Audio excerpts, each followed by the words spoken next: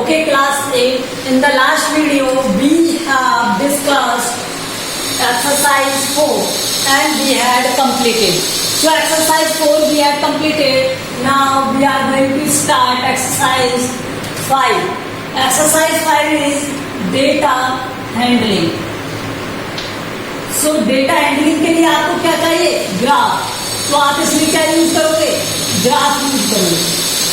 देखते हैं. ठीक है, तो इसमें क्या बनवाएगा आपसे? Bar graph, double bar graph, histogram और क्या बनाएगा? पाई चार्ट और लीनियर ग्राफ. तो शायद लीनियर ग्राफ तो आपके 15 एक्सरसाइज में है, शायद 15 या 14 में. और डेटा हैंडलिंग में यहाँ पर कौन से ग्राफ हम स्टडी करेंगे? हम स्टडी करेंगे बार ग्राफ. और क्या स्टडी करेंगे हम? Double bar graph.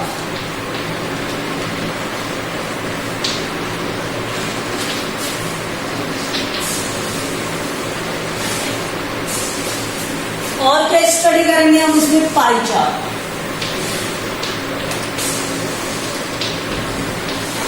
और इंपॉर्टेंट एक्सरसाइज है बेटा, अप्रोक्सीमेटली 5-6 मार्क्स का क्वेश्चन इसमें से आता ही आता है. ठीक है, तो 5-6 मार्क्स का क्वेश्चन इस एक्सरसाइज में से आता है. वो कैसे आएगा? एक तो बार ग्राफ या लीनियर ग्राफ. दो ग्राफ बनवाएगा, या तो लीनियर बनवाएगा या बार. ठीक है, और एक क्वेश्चन आता है किसमें से? इसमें से. ये फिक्स्ड है. ठीक है, ये क्वेश्चन आता ही आता है पाई चार्ट का. और एक आता है आपके में क्या? हिस्टोग्राम, या फिर उसे हम क्या कहते हैं? हिस्टोग्राफ. ठीक है, हिस्टोग्राफ या हिस्टोग्राम, ये यूज आता है. तो आपको जो स्टडी करना है, bar graph, double bar graph, pie chart और हिस्टोग्राम या हिस्टोग्राफ, ये हम पढ़ेंगे.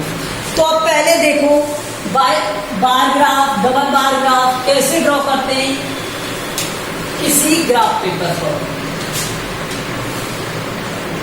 देखो, आपको कुछ डेटा गिवन होता है, जैसे ये डेटा गिवन, यहां पर सब्जेक्ट है और यहां पर मार्क्स.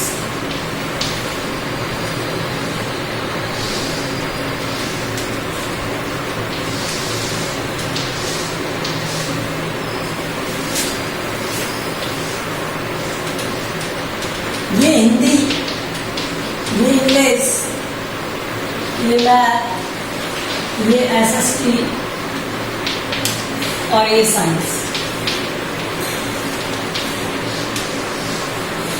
ठीक है, और ये कुछ आपके क्या दे दिए? डेटास. अगर मान लो आपको 50 में से मार्क्स लाने हैं, तो आपके 48, 49, 49, ठीक है, 50 और यहाँ पर भी 50, ये मार्क्स लाओ. तो आप ग्राफ पेपर पर किस तरह से रिप्रेजेंट करोगे? ग्राफ पेपर पर होता क्या है? तो ग्राफ पेपर में एक बात समझो, ये एक ग्राफ है. क्या है? ग्राफ, जिसको आपने इस तरह से लिखा है.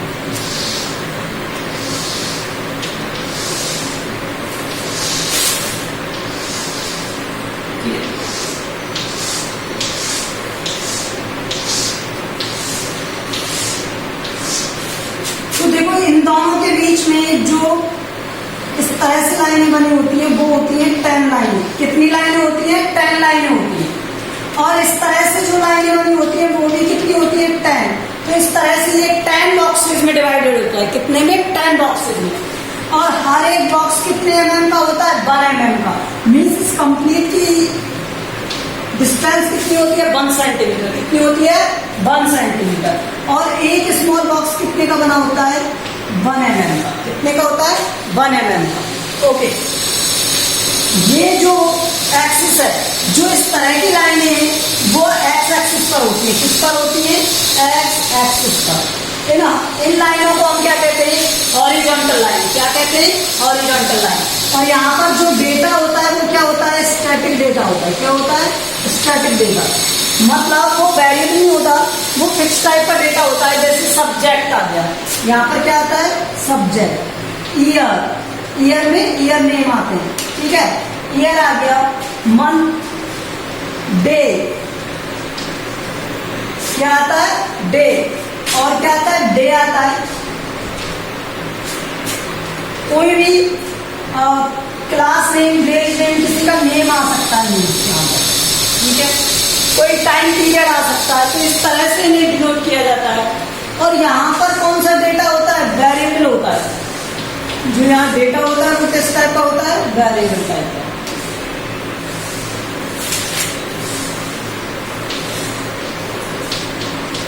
ये वाला डेटा होता है जिसे आप डिनोट करके लेके आते हो, ठीक है। तो ये डेटा किस पर आता है, बाई एक्सिस पर। इस वाली एक्सिस को हम क्या कहते हैं, बाई एक्सिस। अब इसमें क्या नोट किया जाता है, स्केल। क्या नोट किया जाता है, स्केल। तो हमें स्केल आना चाहिए। स्केल डिनोट किस तरह से करते हैं, ये ऑलवेज ग्राफ के राइट हैंड साइड में लिखते हैं। किस तरह से लिखते हैं, 1 सेंटीमीटर ऑन एक्स एक्सिस पे लिखोगे, इक्वल टू, अब यहाँ पे जैसे आपने लिखा सब्जेक्ट, तो यहाँ पर सब्जेक्ट नेम हो गया। हमने एक्स एक्सिस पर क्या लिखा है, सब्जेक्ट, तो ये सब्जेक्ट। ऑन वाई एक्सिस पर क्या हो जाएगा, वाई एक्सिस पर क्या है, मार्क्स। क्या है, मार्क्स। अब मार्क्स के बीच में गैप कितने का ले, तो ये डिपेंड करता है कि हम क्या ले रहे हैं। मान लो मैंने 5 का ले लिया, ये 5, 10, 20, 25, 30 like that and so on, ठीक है। तो हमने क्या किया, 1 सेंटीमीटर इक्वल टू 5 मार्क्स। जिसका टेबल यहाँ पर लिखा हुआ है ना, वो लिखते हैं 5 मार्क्स। कितने मार्क्स का गैप है, 5 मार्क्स का। तो यहाँ पर जो टेबल होता है इक्वल गैप के साथ लिखते हैं, तो वो एक टेबल बन जाता है। तो यहाँ पे जो टेबल लिखा हुआ है वही होता है उसका डिफरेंस, मीन्स क्लास साइज होती है। अब समझ में आया आपको कि हमें बार ग्राफ में अब ड्रॉ कैसे करना है। अब मुझे क्या करना है, 48। तो मान लो ये 48 यहाँ कहीं आता, तो 40, देखो ये जो एक लाइन है, एक लाइन, ये एक लाइन, और यहां से यहां तक कंप्लीट लाइन के बीच में कितना लाइन बन रहा है, 10। कितने, 10। और यहाँ कितने, 5। तो मुझे 5 को 10 इक्वल पार्ट्स में डिवाइड करना है। तो हर एक लाइन की वैल्यू कितनी हो गई, 2। मीन्स मैं जब 2 लाइन यहाँ पर चलूंगा तब वैल्यू 1 होगी, 2 लाइन यहाँ पर चलूंगा जब यहाँ पर 1 होगी। तो इस तरह से अगर मुझे 5 चलना है तो 10th पर क्या होगा, 5 होगा, ठीक है। तो अब देखो मुझे 48 काउंट करना है, 48। तो 45 कहीं आ जाएगा, और 45 के बाद 46, तो वहां पे 2 स्पेस काउंट करोगे, 47 फिर 2 स्पेस काउंट करोगे, और फिर 48 2 स्पेस, मतलब 6th लाइन आएगी। ऐसी वाली कौन सी होगी, 6th लाइन होगी, 6th लाइन, ओके। तो वहां पर क्या आ जाएगा, 48। अब 49 के लिए क्या होगा, 7th वाली लाइन होगी, ठीक है। नेक्स्ट क्या आ जाएगा, 50 तो कंप्लीट हो गई। इस तरह से अब आपको काउंट करने हैं एक एक करके, ठीक है। लेट्स सी, तो आप ग्राफ बना लोगे। अब बार ग्राफ में बनाना क्या है, बार ग्राफ, इस तरह से।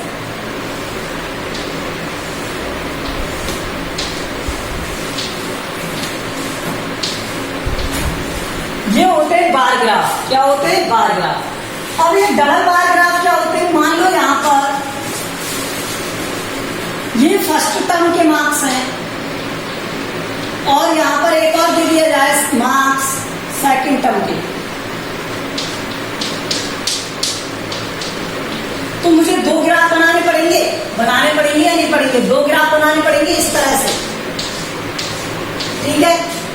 तो मैं क्या करूंगा, जो ये फर्स्ट वाला है वो तो हो गया मान लो फर्स्ट टर्म का, इसका फर्स्ट टर्म। अब मैं जब सेकंड ड्रॉ कर रहा हूं तो सेकंड टर्म के लिए मैंने इसमें लाइनिंग कर दी, थोड़ा सा डिफरेंस करने के लिए। ये सेकंड टर्म का, तो यहाँ पर ग्राफ पेपर में हम लिख देंगे फर्स्ट टर्म को मैंने शो किया किस तरह से, इस तरह से, और सेकंड टर्म को शो करेंगे किस तरह से,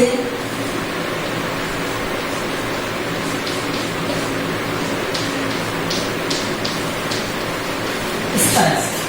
तो फर्स्ट टर्म वाला जो बॉक्स है वो ब्लैंक है, और सेकंड टर्म वाला बॉक्स जो है वो लाइनिंग वाला है, ओके। तो डू यू अंडरस्टैंड दिस। अब इसमें हम क्या करेंगे, यहाँ के मार्क्स ये वाले, इसके मार्क्स ये वाले। तो ये हो गया किसके, हिंदी के। इसी तरह किसमें, इंग्लिश में, इसी तरह मैथ, इसी तरह एसएसटी, इसी तरह साइंस।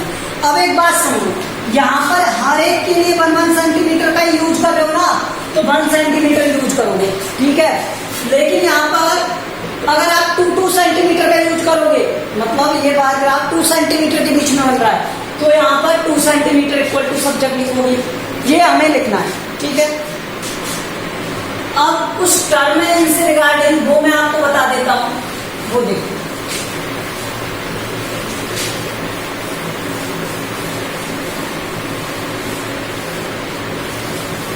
रेंज, फर्स्ट टर्म क्या है, रेंज।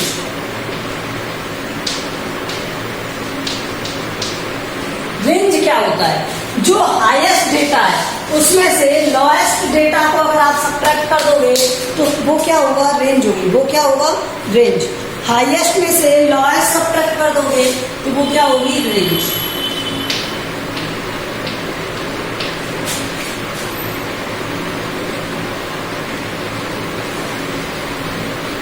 डेटा, ठीक है। तो हाईएस्ट डेटा में से लोएस्ट डेटा सब्ट्रैक्ट करोगे तो क्या होगा, रेंज। इसी तरह से क्या आता है, क्लास साइज।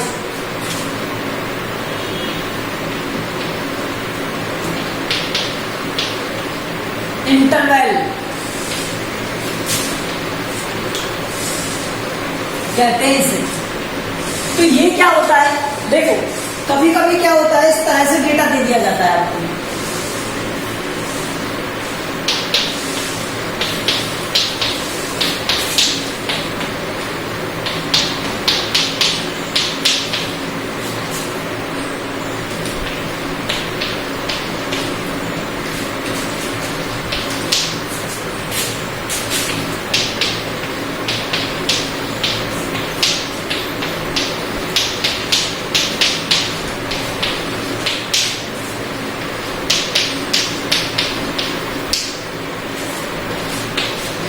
ये कुछ डेटा दे दिया। अब मुझसे कहा जाए कि आपको एक फ्रीक्वेंसी टेबल ड्रॉ करना है, तो देखो यहाँ पर 1 से लेके 30 तक है, तो मैं क्या है इन्हें 1 से लेके 30 तक अरेंज करूँ हर एक नंबर को, तो मुझे ये लेंथी हो जाएगा। तो इसे शॉर्ट करना चाहिए कुछ। तो जिस तरह से हम वहां पर ग्राफ बनाते हैं और हम टेबल लिखते हैं, तो इसी तरह से यहाँ पर भी क्या सेलेक्ट किया जाता है, एक रेंज सेलेक्ट की जाती है। तो पहले देखो यहाँ से लोएस्ट टर्म क्या है, 1, और हाईएस्ट टर्म क्या है, 35। सो 35 माइनस 1 इक्वल टू 34, ये क्या है, रेंज। अब मुझे क्या बनाना है, क्लास साइज सेलेक्ट करनी है। क्या सेलेक्ट करना है, क्लास साइज। तो यहाँ पे जितना भी डेटा है ना, उन सबको काउंट करो और इसमें डिवाइड करो। 1 2 3 4 5 6 7 8 9 10 11 12 13 14 15 16 17 18 19 20 21 22 23 24 25।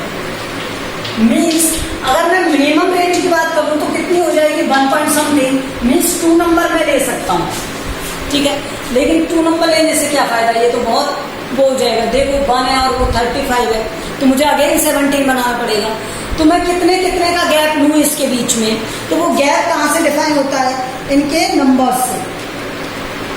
तो आप क्या करो, यहाँ पर कोई एक साइज सेलेक्ट कर लो, जैसे मैंने सेलेक्ट कर लिया 5 का सेलेक्ट कर लिया। कि इनके बीच में जो गैप होगा वो कितने का होगा, जो इंटरवल होगा वो कितने का होगा, 5 का होगा, ठीक है।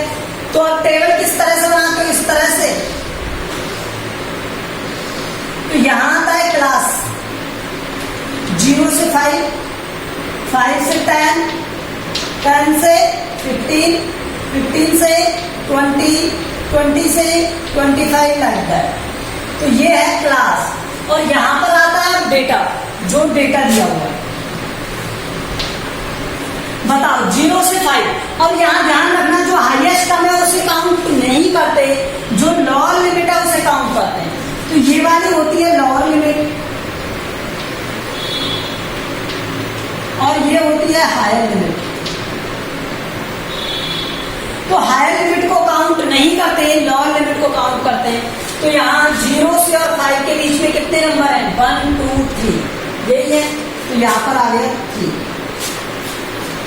ओके, उसके बाद देखो 5 से 10, तो 5 को काउंट करेंगे, 10 को काउंट नहीं करेंगे। 1 2 3।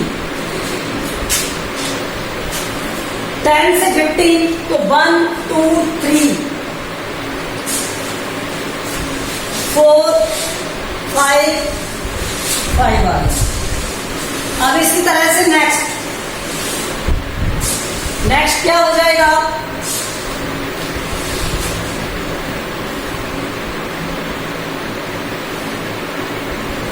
फिफ्टीन टू 20, सो 15 काउंट करोगे, 1 2 3 4 वैल्यूज है, 15 टू 24। इसी तरह से इस टेबल को कंप्लीट कर लोगे आप। अब जब हम बार ग्राफ बनाएंगे, तो बार ग्राफ में क्या बनाएंगे? एक तरफ तो जो इसका डेटा गिवन है, किस चीज के लिए गिवन है वो, और उसकी रेंज लिखेंगे इस तरह से। देखिए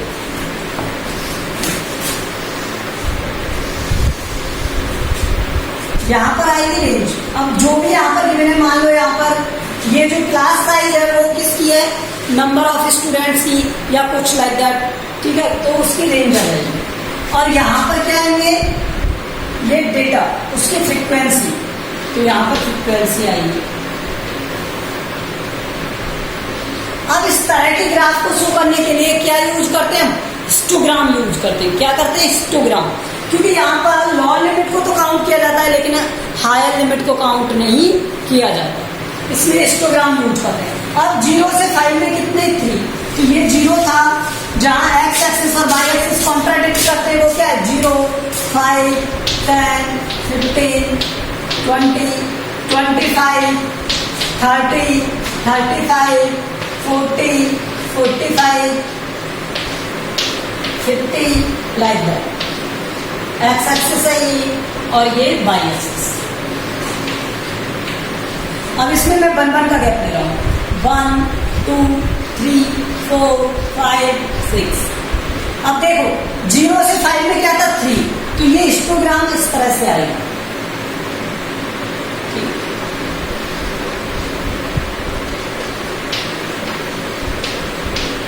फिर क्या है? 3, फिर क्या है? 5, फिर क्या है? 4। Okay, so this is the histogram या हिस्टोग्राफ। ठीक है, स्केल किस तरह से लिखोगे? ऑन बाई एक्सिस जो भी हमें नोट करना है वो 1 सेंटीमीटर इक्वल्स टू, यहाँ पे रेंज क्या है इसकी? 5। ठीक है, अब 5 में क्या दिया हुआ है वो लिख दिया।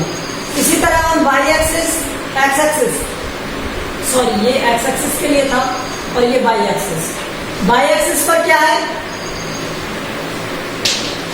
1 सेंटीमीटर इक्वल टू, अब यहाँ पर जो लिखा हुआ है 1, गैप 1 1 का है ना, इसलिए 1, और यहाँ पर फ्रीक्वेंसी में क्या लिखा हुआ है वो लिख देना, जैसे किसी भी डेटा दिया हुआ हो। तो ये थे ग्राफ ड्रॉ करने का मेथड। अब टेबल मेथड करना, टेबल बनाना आता है आपको, ग्राफ ड्रॉ करना आता है। अब मैं कौन सा क्वेश्चन बताता हूँ आपको किस तरह से इन्हें किया जाता है।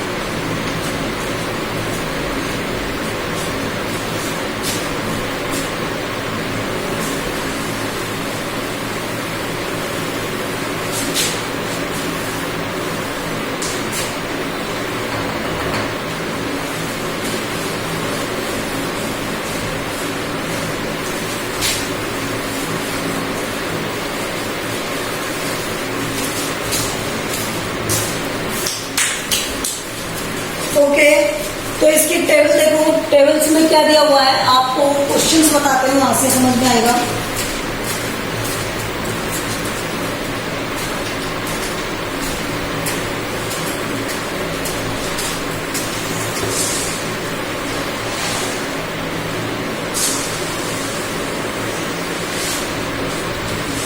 देखो मैं आपको एग्जाम्पल इसका 3 बताता हूँ।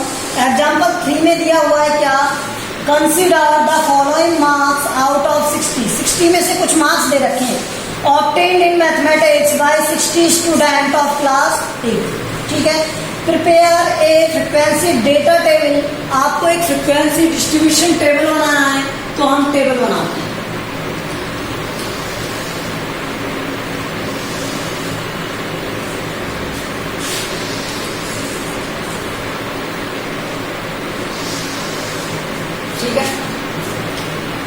अब इसका डेटा देखो, इस डेटा में क्या है, पहले क्या आएगा, क्लास, फ्रीक्वेंसी, और उसके बाद क्या आएगा, टाइम आवर। ये फ्रीक्वेंसी डिस्ट्रीब्यूशन टेबल जब आप बनाते हो तो ये कंपल्सरी बनाना, ठीक है। अब यहां पर देखो, फर्स्ट आपको पता होना चाहिए रेंज। रेंज क्या है इसकी, तो रेंज क्या होती है, डेटा में हाईएस्ट माइनस लोएस्ट, ठीक है। तो हाईएस्ट क्या था आपका यहां पर 59, 59 इज द हाईएस्ट और लोएस्ट इज 5, तो इनका डिफरेंस क्या आ गया 54, तो रेंज क्या हो गई 54। ये फर्स्ट क्वेश्चन हो सकता है आपसे। सेकंड क्वेश्चन देखो, क्लास साइज पूछ सकता है, तो क्लास साइज मुझे नहीं पता कि कितने का गैप होना चाहिए, ठीक है। तो मैं सोचूंगा कि ये मिनिमम आ जाए, ये टेबल जो है थोड़े मिनिमम गैप में हो, ठीक है। तो यहां पर लेट क्लास साइज 10 का रख लेते हैं, ठीक है। किसका रख लिया 10 का। अब उसके बाद में आप क्या करोगे, यहां से इनमें क्या डिसाइड करोगे कि नंबर ऑफ क्लासेस कितनी है, नंबर ऑफ क्लासेस मीन्स ये वाले जो गैप बनेंगे वो कितने, तो होता ये है कि जो रेंज है उसे आप डिवाइड कर दोगे क्लास की साइज से। रेंज क्या है 54 और क्लास साइज में डिसाइड की 10, कि मतलब क्लास में कितने स्टूडेंट होंगे, 10 स्टूडेंट होंगे, तो उसे कहते हैं क्लास साइज, मतलब मैं कितने पर्सन वहां फिट करना चाहता हूँ। तो यहाँ पर ये कितना हो गया 54 डिवाइड बाय 10, तो ये हो गया 5.4, मीन्स अप्रोक्सीमेटली कितने की साइज होनी चाहिए 60। तो देखो 0 से 10, 10 से 20, 20 से 30, 30 से 40, 40 से 50, 50 से 60, 1 2 3 4 5 6 हो गई, ये 6 क्लास हो गई। और यहाँ पर क्लास की साइज क्या है, इन दोनों के बीच में गैप कितना है, इसे कहते हैं लोअर लिमिट और इसे कहते हैं हाईएस्ट लिमिट। अब फ्रीक्वेंसी 0 से 10, तो 0 से 10 के कितने बंदे, इसमें कितने बच्चे हैं, इसमें बच्चे हैं 0 से 10 के 2, कितने बच्चे 2, काउंट कर लेंगे हम। तो 10 को काउंट नहीं करना है, ओनली 0 से 10 में 0 से 9 तक काउंट करना है, 10 काउंट नहीं करना। 10 से 20 में कितने हैं 10, उसके बाद 21, उसके बाद आप काउंट करोगे 19, फिर 7 और उसके बाद क्या 1। तो इसकी फ्रीक्वेंसी टेबल क्या बन गई, टैली टेबल। तो 10 में आप क्या करते हो, 4 लाइन ड्रॉ करते हो और 5 के लिए कट कर देते हो। इसी तरह 20 के लिए 5, 5, ठीक है 5 और ये 5, 20 हो गया और एक 21, ये ठीक है। इसी तरह 19 में 1 2 3 4 5, 1 2 3 4 5, 1 2 3 4 5 एंड 1 2 3 4। 7 के लिए 1 2 3 4 5 1 2 एंड दिस इज 1। ये हो गई फ्रीक्वेंसी डेटा टेबल प्रिपेयर करते हैं, इस तरह से प्रिपेयर करते हैं। Okay, so I hope you understand this, how to prepare frequency data table. Okay, so in the next video we will solve the problem of this. Okay, thank you.